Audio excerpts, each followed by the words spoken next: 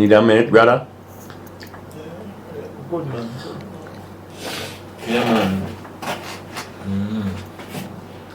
Yeah man, Arrows was one of the greatest in terms of the technical thing. You believe if you have the best. If America have that, why we can't get it? Right. Yeah, he must always think to that. Him and Gussie Clark always think Right. about that. Right. Why we can't make the music as good as?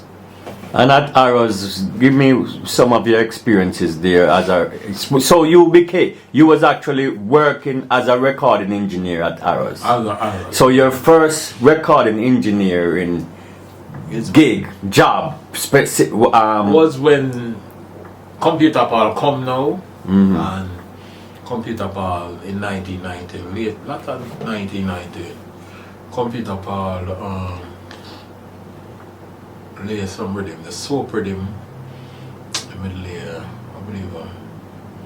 next about 2 other rhythms, the General, and a cut of the General, and there was that thing named Tribe Girl, and the Colonel Campbell sing on the rhythm there. Tribe Girl was a studio one. I believe this first session was like about 4 or 5 rhythm we do in one night. Okay. Yeah, Computer Ball, it fly down. So were you and Arrows alternating as engineers? Yes, we are Arrows and certain things there. And at this point, would you say you was just? He was my apprentice. You was he would sit and him show. Okay, so you were his apprentice. So yes, this is your apprenticeship. Yes, and then in the daytime while Arrows, him do a 9-to-5 job, so we did and do. So when me come in the morning time, I used to put on the ear track and try and balance. And feel out the thing. Yeah. Right. There was a senior engineer there named Genius. Okay. From Jamaica. But I don't believe, no disrespect, Genius was alright, but he wasn't a mixing engineer. So when me and Harold thing, and we there and we say, alright, the rhythm and lay soap rhythm. And Jam is the upper cut, and we originally we laid the rhythm for do some dub. Dub, and it never was really intended to go put a road. Right. But when everybody hear it, they decided, alright, Jam is it up this a cut, but I believe even put out a tune with Derek Harry or one of them or somebody on the rhythm. Yeah, Derek Harry and Shaka Shamba and them on the No, Shaka Shamba come after for Arrow's cut, but Jam is it put out I must say Derek Harry accompanied for Jam is. But what soap? Yeah, on soap, but what it was mostly a dub plate rhythm. Okay. Dub plate. So we decided we couldn't get a cut of it, a clean cut of this rhythm. We could just lick it. It was a hot rhythm, but it never have no songs out there for it like that. So at this point, Arrows were you guys producing, or you were just people just booking time and working? Yeah, working dub plates. Okay. The rhythm take off, and them time the Wayne one that start come around there and Cutty did. We know Cutty from the sound system. Cutty used to come on my yard from about 85, 86. We used to there and we sit down out Arrow's gate and them thing there. We sit down and talk and everything. Cutty hot them time there. Right. House, and I can't forget Cutty had the first man vice on the rhythm. There was one single track. This rhythm was this is your Arrow's production. Yeah, Arrow's production. And the name of the rhythm? Soap. Yeah, but Soap was Jammy's rhythm. Was a Jammy's rhythm, but so Arrow's do a version of it. Him lick it over? Lick it over, Computer Ball lick it over. Computer Ball lick a version for Bobby too. So Bobby that never caused a problem with Jammy's? No, I don't believe. Me not know. But we never really seen them. Might be, but them days, but you know that even people used to, I don't like now where people bring everything to social media. A man might have a vibes, but the vibes, if him see the man, he may talk about it. Yeah, so was there some agreement between? No agreement. Remember, Jamaica is on the lap. Man, so the man just lick over the rhythm? Yeah, lick over the rhythm. And put it out? Of course. Yeah. The first set of tune companies, alright, after was Cutty, Shaka Shamba, Love That Sound Bad, Wayne Wonder, it sing back Sunshine. So I was under the impression that those songs were Jammy's songs. No, they were It was Arrows. Arrows put all Love That Sonia Band, Move Off, Cut It Ranks, Sunshine. I believe Ian Sweetness sing a tune on it, and who else it come again on it? Somebody else. I believe it was the fourth song or five song it released first. How successful was it? And let me tell you how the whole thing came about. When after Cut It Vice and the rhythm, Arrows wanted to use, he came and Bobby Digital a bridging. He called Bobby and said, "May I come transfer the rhythm from 8 track, half inch to." He went to Bobby house and called Bobby no answer. Him got some bomb and book Black Scorpio with the engineer name? Culturally. Yeah, vice up some tune. Yeah, that's why I'm vice up some the first set of tune them. And then So I never voiced them in a female studio? no, because we run out of track. I remember 8 track you're limited. Okay. Yeah, so transfer it. Scorpio have the machine to the half inch. So transfer to a 1 inch 16. Okay. And then more and more people, when it released now, more people want to come on this thing and they make a album out of it. And I believe them guys that were there in Miami at the time, Chinqui them, Cosmic Force. Remember them? Where you said that the distribution there, Cosmic Force record or something. Them was in Miami? Yeah, them was in Miami them time. Chinqui them was where there was some distribution at the time. Oh, okay. Yeah, Cosmic Force Records. Okay. Yeah. Then they put out the album. Oh, them put the it 7-inch it come out on Dynamics, but the album is on CD. Oh, and then okay. the first CD me get was Okay. physical CD me one was that. So how many years you spent at Harrods as doing engineering? From 89 till 92, about summer of 92, that's it. And then by the October, me get tired of the dub thing. Okay. We only do recording sometime in the evenings when, So even at that point, it was still, by and large, a dub place. Yes, same way, thus. And even the soap rhythm, him said to me, so when it done, he want to mix it. Later, was suggesting Tony Kelly. He said to him, Arrows, I hear some mix come down here. 2 friends, Mikey Bennett. Right. And them, Fatis them, and them thing them. Well, people are cut tune, and them, me ask them who mix. And them say Sylvester Garden. Right. And they decided that a Sil. He said to him, Arrows, the best set of mix different from Stephen Stanley was Sil Garden. Okay. And him follow me. And him book the time. And Sil mixed them. And Sil was working for who? At the time, he left Gussie on that tour. He made a tour with Shabba or one of them. He left Gussie. And what was Gussie's outfit? What was the name of Gussie's outfit at that time? Music Works. Music Works. Yeah. Okay. Yeah, so it's a Music Works. That sound there. That sound they were like. So you said Sil, you tell him that Sil was... Yeah, man, and Sil. Yeah, Sil mixed them first set of tune there. And then for the album, I believe some tune Zelly mix. But I could compare Sil mix to Zelly. I could hear it. So the bass in Zelly one sound alright, but it needs some compression and EQing more. Sil one, it does sound smooth. Okay. Smooth. So in the music parlance, Zelly's mix was muddy. Muddy, but the clarity, the dynamics of it didn't have that dynamics like Sil mix. Sil mix them, it have more dynamics in it. Okay. Especially the foot drum and the bass to them, the frequency them. Sil one you could hear the separation clear. So where you went at this point when you left Arrows? And when we used to do, when Arrows used to book them time, them used to go on a Sundays. I watch these guys mix. Where? Whether Penthouse or Music Works. Oh, okay. Yeah. Yeah. So what even was Snakey mix some tune too. Snakey? Yeah, Penthouse. Penthouse Engineer. and then their Penthouse and a Sunday. And a Sunday was the time when we lock on a Sunday. Dave Kelly was there, was in the picture at that point too? Yeah, but we don't use cause Dave don't do German things and things and that. Okay. But we know of Dave. Right. Because the early time when Harold set up the studio in 1990, Dave come play a drum machine and couple rhythm. Him and a brother named Larry. Larry played the rest of things, the bass and the synthesizer and the phrase them. And then Dave was the man who have the drum machine and program. Then we lick over Rockfort Rock.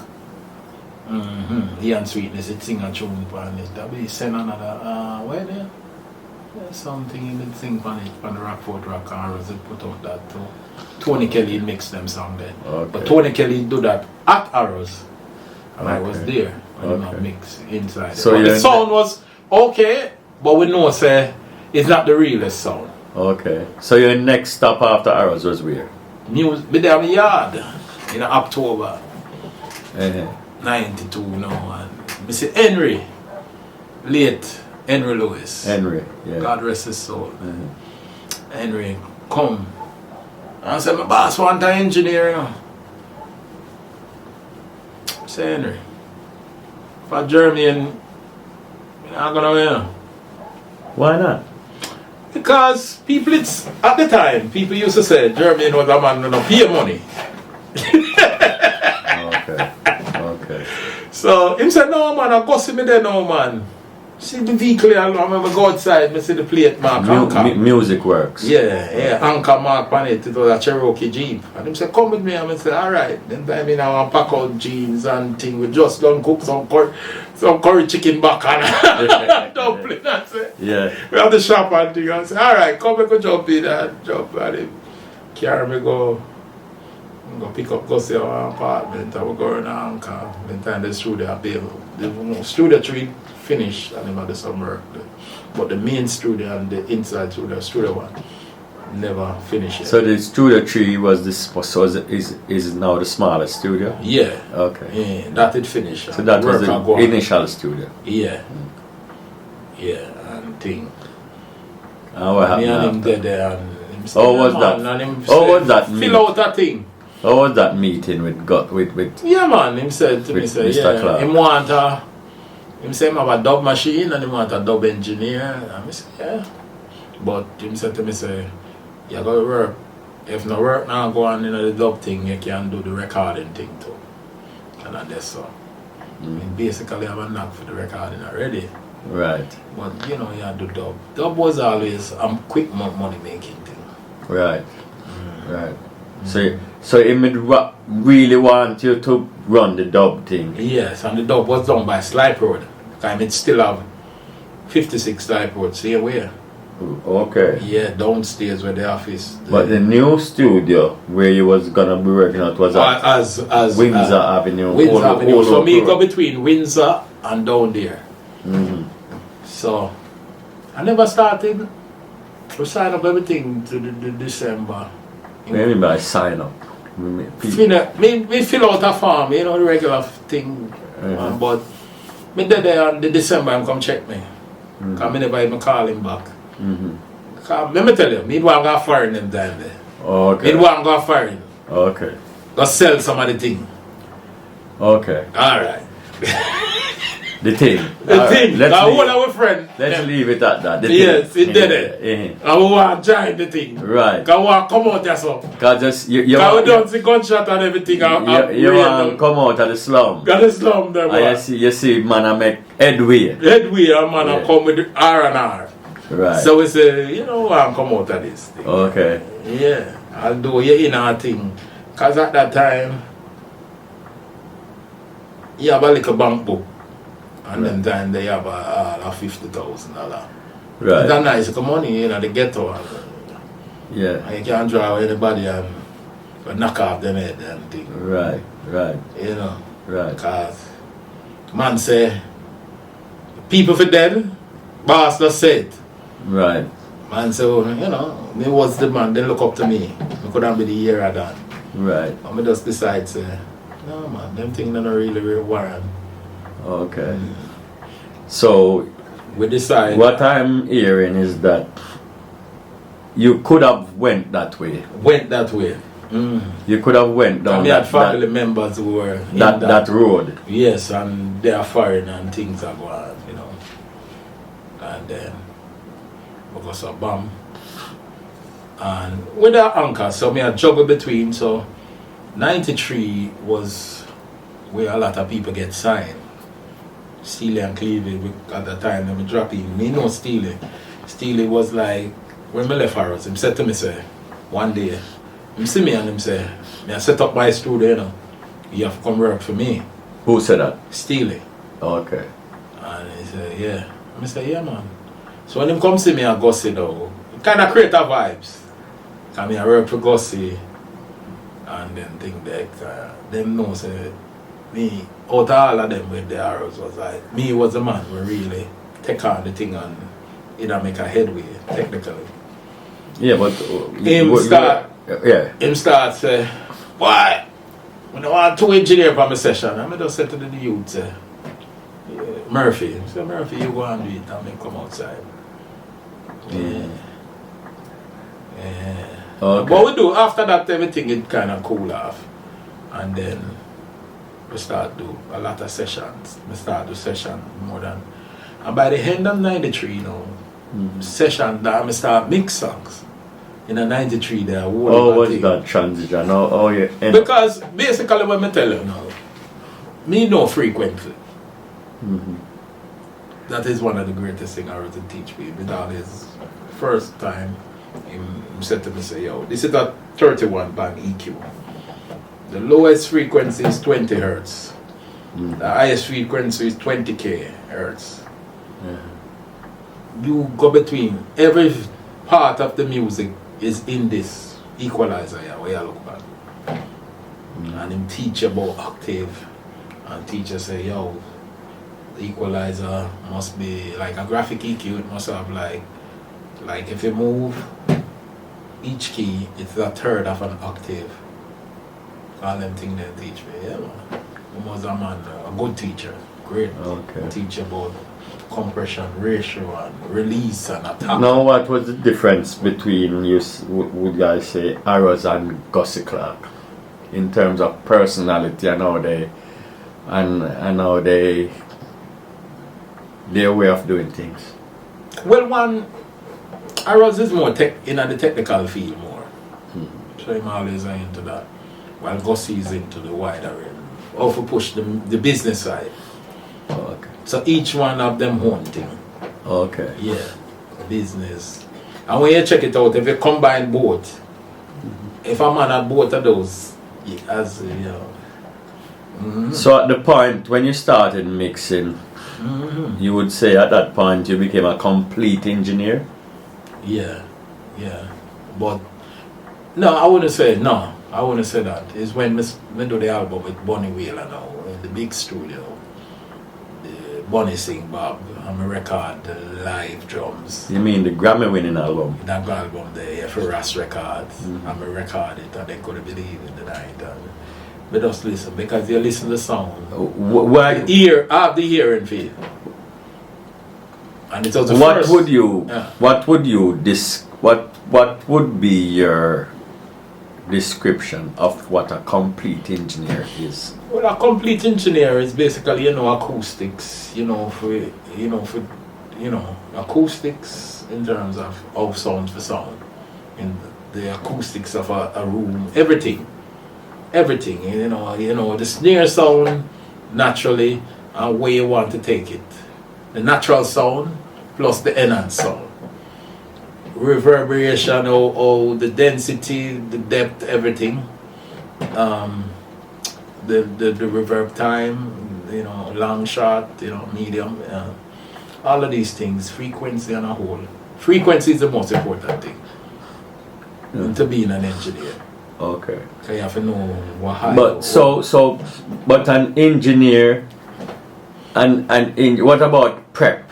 what about preparation for a session? What about, wouldn't you say that is part of the cadre of an engineer? Yes, man. The prep? Technical. So how is the prep like? Well, doing it like a live session. Mm-hmm. Live drums. You have to go around there, check the drums and check everything, check the mics, everything. Miking, position the mic, try things. Must always try different Position the mics. Mics and try different outboard equipment too. Okay. Every time. You don't feed yourself into one thing. Try different things every time. Be open. Have an open mind. Okay. And just with the sound and all, you know. What about all those treatment of the sound? I come into a studio and I see 1 million cables, wires. That would confuse anybody. So what? All those wires and all those. Well, in and out, you know, certain things you patch this or you patch it there. So, like them say, the most difficult patch bay is the one I conquer right now. People say, what is a patch bay? Well, a patch bay original came from the telephone company. You know that, where they patch through the calls. Back in the days. I never before, yes, that was it. It was quarter. It was quarter jacks then this, and then it come to bantam, which we call TT in our world. So it's a patch bay. Basically have the ins and the outs, and it also have inserts where you can go inside or something and take piece of it, you know. Different. So the ins and the outs come inside the patch bay. But nowadays, and people have a regular screw, them just patch things into that and that. So them don't need a patch bay because most of the thing. But if you have a real studio with outboard, a lot of outboard gears and everything, you know, just you have to have the patch bay if you want that compressor there on that so the patch bay is like a control center? Yes, a control center. And the patch bay is the brain of the studio. Okay, so the patch bay is where you have the ins all the equipment that is all necessary. Patch, is patched into the patch bay. Yes, so the inputs and the outputs are there on it. Yeah. Plus you have things like inserts and all these things. Yeah. Okay. So there's the prep aspect of it. Yeah. There's also back in the days when we had tape. For prepare, you have to clean the tape machine. Clean up the tape machine. In my days back from Arrow's days, I was the engineer. I was the man collecting the money. I was the man cleaning the bathroom. You understand? I was the security guard. I was the all-in-one. Okay. You understand? When everything started. Yeah. So you was cleaning. Yeah, clean the bathroom. You was doing security. Yeah. You let in a man and you lock the gate behind you and janitorial. Yes, everything. Yeah. And if the headphone want to fix, we are gonna fix the headphone. Because you have a solder gun and anything wrong with it. You know, anything. Okay. Yeah. You have to be useful. Okay. So that's why Gussie at that point was using how many tracks? We had 24 tracks. 24. And 16, 24 2-inch and 1-inch 16. And then when the big studio came in now, we had the 224 tracks. We had 48 tracks inside there. Okay, so now you got a lot of tracks working. Yeah. And then we work with Andel Tucker brought down the Fugees, Big Mountain, all of these groups. Okay. Yeah, okay. We brought them and we did some lovely Now, how about people skills as an engineer? What weight would you place on an engineer having people skills? Yeah, you must be, to me, a social person. You can talk to anyone. You can't be withdrawn and inner yourself and tell it like it is right there. Yeah. But you and the producer, them have to develop a rapport like me and them, Sly, Robbie, everybody. And you and the producer and the musician supposed to be the best of friends, more than even the singer. Explain that. Because a singer, most of the times, in nowadays, the producer is what? Who have the vision of the final, this thing was sound, you know? And the musician, they develop that thing, the producer and the musician, them. And you as the engineer come in between, a lot between. Because some of the producers, they are not so technical. Mm-hmm. So they need you as a technical man to say to them, the musician, say, all right. So that's why a lot of engineers become producers. Because you can say, all right, well, I read the tempo little too soft, give me like 2 BPM up more, give me this type of vibe, and you know, because you have some people, they have the money to put up for the project, but they don't really know how to guide it. Oh. I remember one famous producer, he came to the studio in the late 90s there. Mm-hmm. And him had a that tape, I didn't believe what that was it. A man just sell him at that. He came inside the studio. So what did he intend to do with it? The night, I believe, Henry have to call Mikey out of bed to come sell him a tape. And then So he call up thought some he could musician. actually record and That like, yeah, he never knew what. He So just what- hear about recording and he just decided. And that tape is yeah, was the thing, and that was only that tape was the final mixes you put on that tape. Mm-hmm. Or if you have a good pre-mix, rough mix, you put it on that tape. And so, because some people, the technical, even nowadays, I was would always say it, you're gonna pay artists $10,000 US for voice a song. Mm-hmm. Where you buy a thumb drive for what? $30, $20? Mm-hmm. Why you don't buy a hard drive for $300 or $400? Right. Him as an artist, great. Him talent is great. But you want to preserve it too. You want to put it on the best thing. Right. Yeah. Right. Yeah. Right. So him always say buy the best tier, the best anything. So sticking to the point of people skills. Mm-hmm. Who in a session, who proves to be the most challenging person to relate to? Artists sometimes, most of the time. Why? Because some of them get in them ego, and if them have them comrades around them, and them followers and them hangers on, them becomes in themselves. I tell artists, as a youth where I've been around the business from 83, 84, then I see artists. And you used to see artists are coming out of the yard from them time. The best of Johnny Osborne, everybody, you know. Artists, to me, the more humble you is as an artist, I respect you more.